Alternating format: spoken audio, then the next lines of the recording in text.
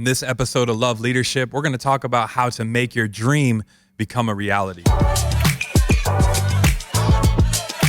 Welcome back to episode 16 of the Love Leadership podcast. We exist to build up leaders who lead to love and love to lead. We're your host. I'm Mike O'Connell. Todd Doxzon to my right. Yo. And today's a really special episode for us. We're going to talk about how to make your dream become a reality. And the reality is we are sitting we are sitting in a building that was a dream for our organization. And PT, I just would love for you to set up. I mean, we've been on a 12-year journey to get to this point. And what does it feel like to be, in this moment where the dream has actually become a reality? Like we're sitting in it. Well, it's funny. It's kind of like being in an apartment, for 12 plus years as a church, and then finally coming into this beautiful home that God's provided. And we're super, super humbled that he would entrust us with such a beautiful home to invite a lot of our friends, our, family members, a lot of people in the community that we're meeting. And so we're truly honored. And you're right. This has been a dream for many, many years. And to finally have it is, it's an interesting season for me because you dream about it for years and years and years. And now you walk into it every day the last couple of weeks. So pretty wild.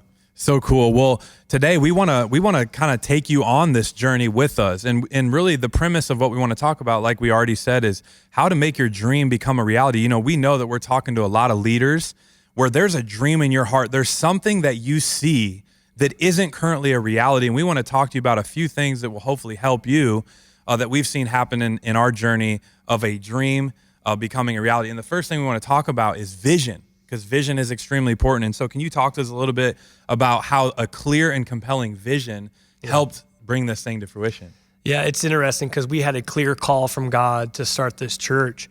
And over the years, I think the vision was just refined more and more. In fact, we just had our consultant pop in, bring some Vicks popcorn to us as a blessing, as a gift. And he really helped kind of refine it, get it clear. I mean, you mentioned Habakkuk 2:2, write the vision down, make it plain so those who read it can run. That's it. And I think a lot of us, we know the vision, you mentioned it, right? But to be able to articulate it, make it crystal clear. And I think the biggest thing he helped us with was simplifying it. That's good. Getting it down to it was just so simple. And to finally get through that, write it down, I think it's been super helpful. It's funny too, because I think of Coach Campbell at Iowa State, and Mike and I are about to get on a plane, go to the Big 12 championship. And I think about he made the vision so clear. And when he talked about the type of players he's looking for, number one, they have to love the game of football. They have to be men of character, and they have to be excellent with academics. That was like 3 non-negotiables that have helped shape they call it their 5-star culture at Iowa State. And it's not a mistake this many years later, how many years later? 5 years later, that they find themselves, in the Big 12 championship tomorrow. So it's so good, it'll man. be awesome to be there. It will be. I'm so stoked to go Clones, baby. Come on now. I know all our Nebraska people are going to love us just bragging on the Clones, but we love you guys too. Yeah, that's right. Go Big Red. No. We can't say that on this show. But anyways, what I love about what you just shared is it's true. I mean, communicating vision is really important. It's important that the people, because there's some of you that are called to write and cast vision to a team that's then actually going to carry that out. And simplicity is important so that people can actually grab onto it and run and carry that thing out. And I think I would just share with you, leader, if you just heard what Pastor Todd shared, the reason why he was so crazy about simplifying and making this thing tangible for people to grab onto is because he could see it so clearly in his mind. I mean, I remember having conversations with him where he would talk about how clear it was in his mind. And I think the mistake that we can make as leaders is it's so clear in our mind that we just assume that it's clear in everybody else's mind around us. That's so true. And so not only do you need to write the vision down, but then you need to communicate it in such a way that people can grasp that and begin to be a carrier of that vision. And so we started with vision, but then you need a team. You need all-in buy-in around that vision. So talk about that in regards to making the dream become a reality. We've said this a lot. This vision that God's called us to, it's not for everybody, but it is for somebody. And when we pray constantly, God, will you send people that are all in? They're willing to give their life, at least for a season, to this cause. And what I've found personally over the years is when you can have even if it's just a select few, if it's a handful of people that feel compelled and called to give their life away to a very specific vision, that's when you can have power. I mean, look at yourself, Mike. Like, you literally leave California, you drive straight here, which Crazy. I think you pulled over for 2 hours to get a quick nap, and then in Denver, right? And you get here. But I think about your story is so powerful because you came, you felt called, and you didn't go half-stepping. You went all in, and you led our setup team at Millard North, built the team, and you were faithful and consistent, and you weren't, I love church, but you were like, dude, I know I'm called here. Whatever you need, coach, I'm in. And when you can when you can surround yourself, even if it's just a handful of people like that, that's when you're cooking with grease. And look at you now. You're the executive pastor at the church. You're the integrator, we call you, at this church. And we wouldn't be where we're at without you leading the troops right now. But it started with a guy that says, yes, I'm all in. It's not, yes, sir, but there was none of that. And I think that is something that's so key. Do you bring your own personality? Do you bring your own suggestions? Absolutely. And you need that for a team. Yeah, but ultimately, it's full buy-in to the organization, the program. Again, going back to Iowa State. Sorry that I'm a little excited for this weekend, but you think about it. The reason why they're so successful today, and you'll see it in the locker room, it literally says all in. And it's a full buy-in from the trainers to the support staff, to the coaches, to the players. And he's able to weed out people that aren't fully bought in to their system. It's so good, even just saying weed out people that weren't fully bought into the system. Yeah. I think that's necessary, and I think it's important. I mean, this is a really great time. I mean, 2020 has been a really difficult year, right? For sure. Talk about a dream becoming reality. People are just trying to survive and endure. Yeah. And but sometimes I think the most painful seasons is where God wants to birth something fresh. And don't sleep on your dream right now. Allow God to stir you up in faith. But you're going to need the right people around you. And one of the things that we talk about is, are the people surrounding us, are they owners or are they renters? That's so big. And I think, can you just unpack that language for our listeners? Because really, I think that any leader listening to this can literally go one by one with the people around them and really ask the question, is this individual an owner or a renter with the vision that I've casted? Yeah, are they there for a paycheck, or are they there because they're called there and this is their mission? And those are two different things, and think about it, owner versus renter. When you're renting a vehicle and when you're renting an apartment, you treat that material way different than if you're blessed with your very first home that you're building a family in. No question. You're keeping it clean, you're keeping things on point. You've just saved your whole life to buy a car in cash. You think you're going to treat that like garbage? No. And that's kind of the idea. In any organization, when you have owners, you can see it. It comes out in their actions, their attitudes, their effort. It's all in, it's buy-in, and it's full send. And when you see kind of getting by or just doing the bare minimum, odds are you got a renter on your team, and you might want to just prayerfully ask God to remove them in a very humble and healthy way. But honestly, and we've talked about this before, that doesn't mean they're a bad person. Mm-hmm. It just means for the betterment of the organization and themselves, it's probably better that they're at a different place. Because then maybe instead of I love church, but it could be I love, such and such church, and there's no buts. Well, guess what? Now, whether it's on staff or a key volunteer or whatever, they can be way more alive and they bring way more to the organization. It's a win-win in that scenario. So sometimes it's incumbent upon us as leaders to help people, identify that and be able to graciously move on. That's so good. And, so with this idea of surrounding yourself with a team of people that are going to be all in, that have buy-in on the first piece we talked about, which is having a compelling vision. But this third piece is not just being surrounded by all in people, but having a talented team that's in the right place on the bus, right? I mean, right person, right seat. We've been really talking about this as an organization. We've been challenged to really grow in this. And I think it segues well with what you just shared about an individual who may be underperforming, or maybe they're not, they're kind of renting their area, so to speak. I mean, let's talk a little bit about having a talented team and right person, right seat. Mike, this goes back to when we read the book Traction, and we read it a couple times. And as we internalize it more and more, one of those key components was, as you build the team, getting the right person at the right seat. And man, I thank God for Jason. He's really helped us with that. And even you, like, that's one of your main jobs right now, is kind of scanning the scene of all of our employees, all of our key volunteers. And sometimes it's just a small shift. Or Coach Campbell, maybe you got a kid at running back and he's probably not going to see the field. All of a sudden you shift him over to safety. You're a little bit light in that department. Or on special teams, you get a special teams gem, and he can really focus and own that area of the team. So good. What happens now, he's more alive. Your organization, your football team grows. And I think that's something that's crucial. And we've seen that. And it's not just that, but it's each season taking a fresh look at your personnel and saying, man, catching their pulse. Are you alive? Are you feeling alive? Are you feel like you're bringing the most bang to the organization that you can?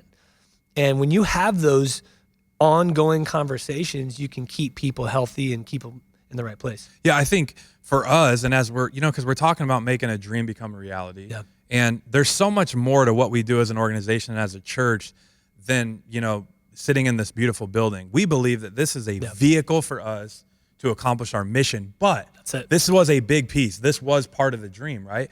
I would love for you to just, even just talk a little bit about specifically that core team that really helped this thing get launched. I mean, because when we're talking about right people, right seat, I mean, I'm thinking of Brett Elliott and Al Grosskirth and the whole squad, the Build the House team, Hazuka reaching out to you, and just the amount of people that it took in order for us to be sitting in this reality right now.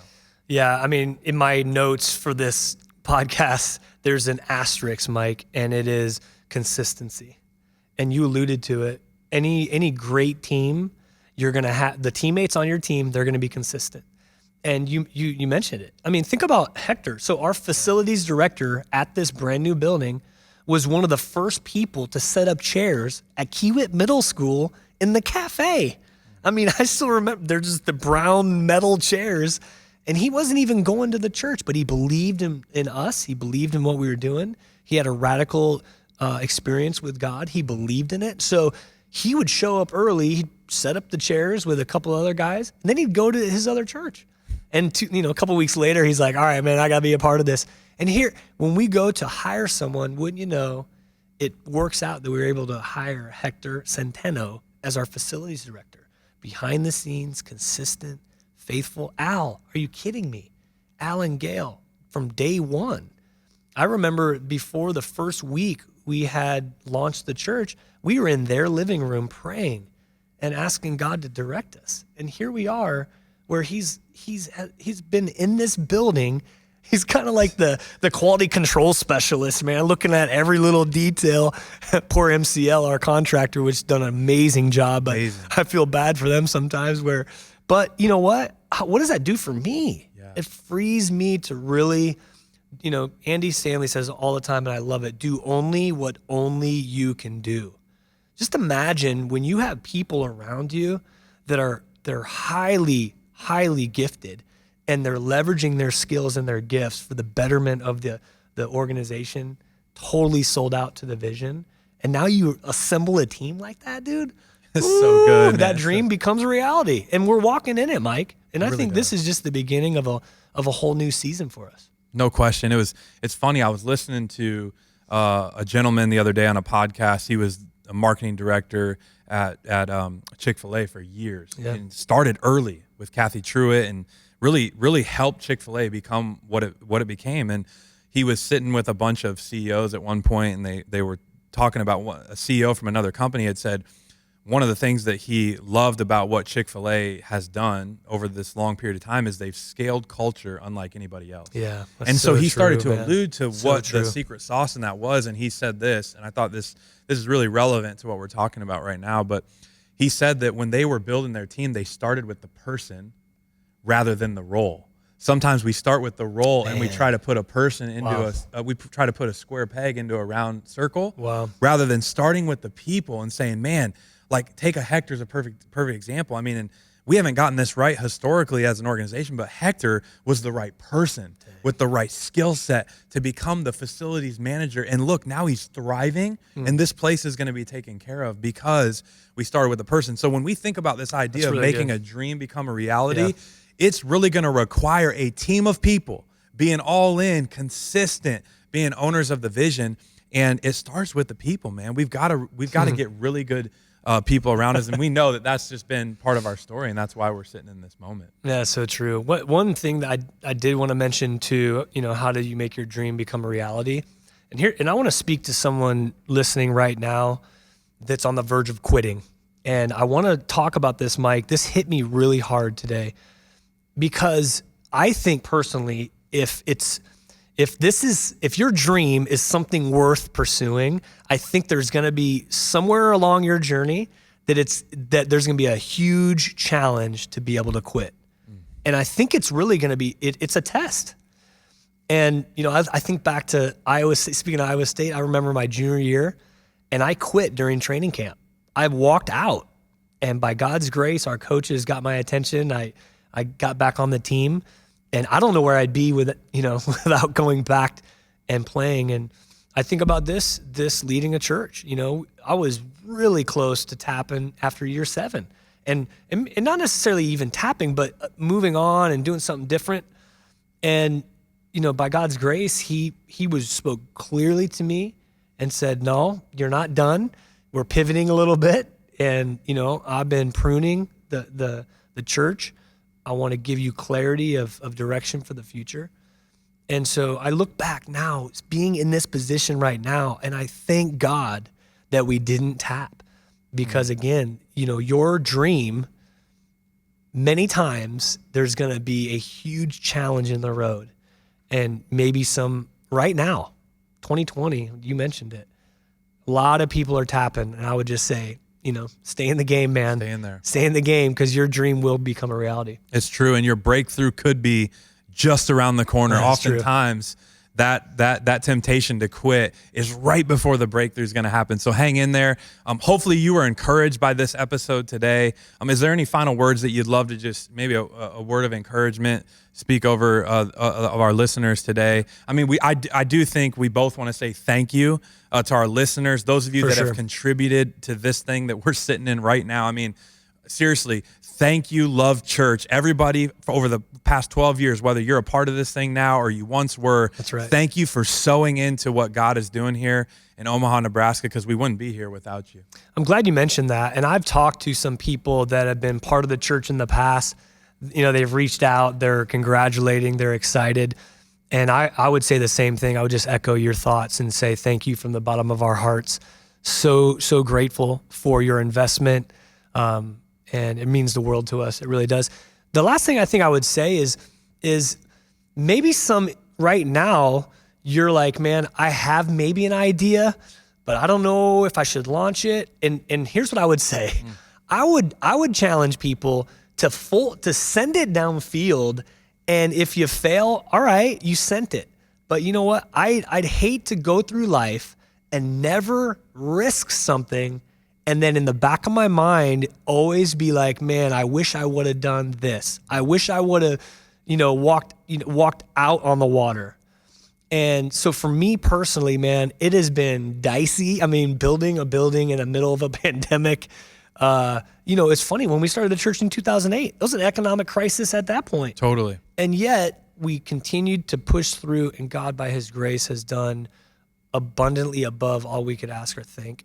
And so I would just say, man, continue to dream, send it, And you only live life once, man. YOLO, Totally, baby. man. Let's go. That's what I'm saying. I heard this quote: insecurity kills more dreams than failure ever will. The time is now. Step out. We're so grateful for you guys. Hey, if you were blessed by this episode, we'd love for you to like it, subscribe to our podcast, share it. Again, we just want to continue to build community and go on this leadership journey with you. And until next time, go build that dream and make it a reality. We love you guys. Go Cyclones. Yeah, go Clones.